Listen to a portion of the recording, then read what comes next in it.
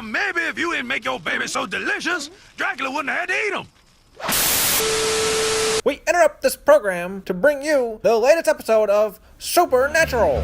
Supernatural, Uncanny, Paranormal, Entertainment, Romanian National Association television program under the Romanian Anti-Skeptic League. Supernatural. Apir. Welcome to Supernatural. I am your host, Vlad Slavman. Last week, on Valentine's Day special, we have Mr. Frankenstein. I may have asked an inappropriate question or two, and he may have left early.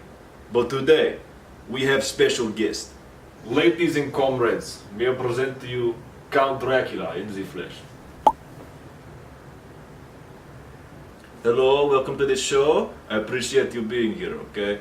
But before we start, I've got one thing I want to get across. This right here, I've been washing my whole body with it twice a day for the past 3 days. I will continue to do so if need be, but I'd rather not. Hopefully we can develop some kind of friendship, and I won't have to bring it back out. Now, what exactly are you here to share? Well, Vlad, I'm glad you brought up the garlic, because it kind of leads into why I'm here.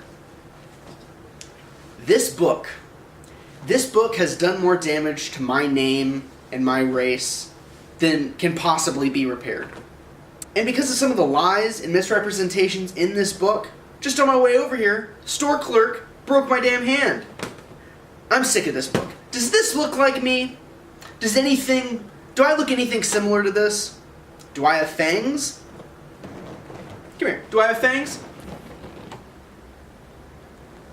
This might be hard for some of you to believe, but no fangs.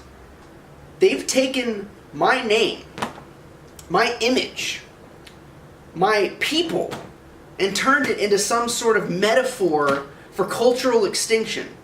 As if, whoa, we're so antiquated, we're so barbaric that a new generation has to vanquish us. Not fair. And that's why I'm here, Vlad.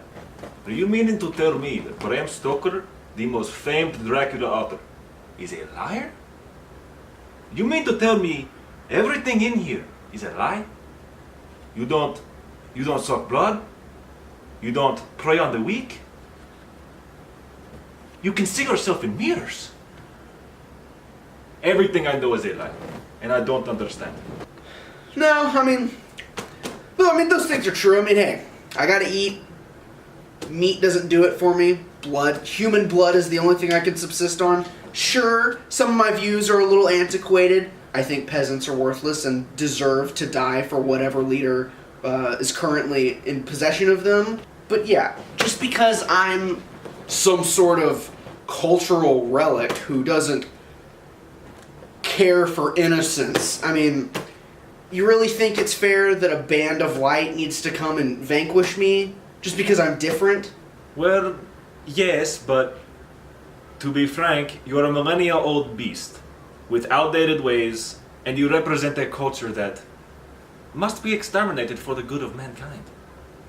Excuse me, are you denying my experience? Because before this book came out, vampires like me were just a thing of legend. A legend that varied all across the world. But now, just because I have a plan to assimilate England and I really don't have much regard for anyone living in England, I deserve to be murdered? You think that's okay, sir?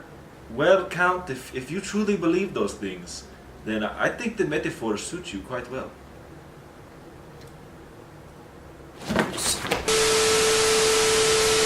I told you I did not want to bring this out again, but you forced my hand. You see, this is exactly what I'm talking about.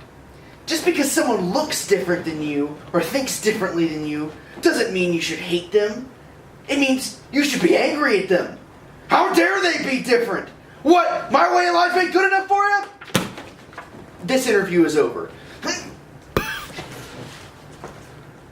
Gone.